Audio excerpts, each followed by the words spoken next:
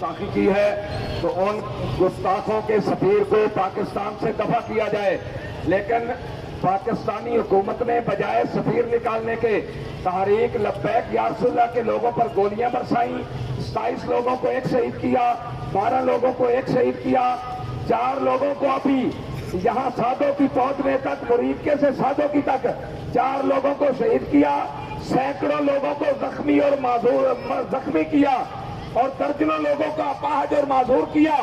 تو میں یہ کہنا چاہتا ہوں کہ پاکستان کی عوام اب سڑکوں پہ آ جائے، ظلم کی انتہا ہو چکی ہے، ایمان کا تقاضا یہ ہے کہ اب گھروں میں بیٹھنا غیرت کا تقاضا نہیں ہے۔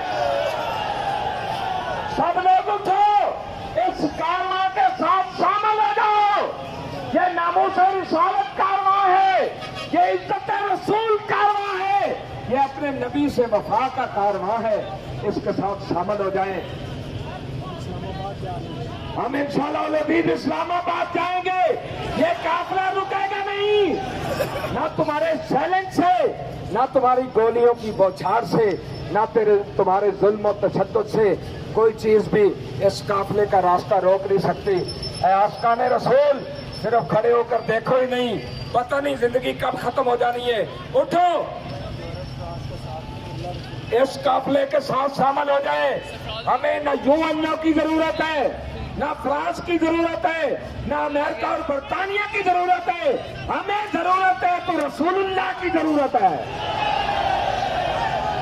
ہمیں ضرورت ہے تو اپنے آقا کریم کی نگاہ کرم کی ضرورت ہے۔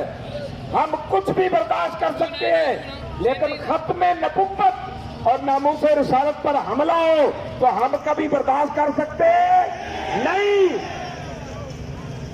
اس لیے میں ان حکمرانوں سے بھی کہوں گا کہ ہوش کے ناخن لیں، آپ نے ابھی اور کتنی گولیاں برسانی ہے، کتنے لوگوں کو شہید کرنا ہے۔ ہم تو اسی نبی کے نام کے لیے جا رہے ہیں، اس نبی کی عزت کے لیے جا رہے ہیں جن کا کلمہ تم بھی پڑھتے ہو، پھر میں کیوں نہ کہوں اور تم پر میرے آقا کی عنایت نہ سہی۔ اور منکر و کلمہ پڑھانے کا بھی احسان گیا، منکر و کلمہ پڑھانے کا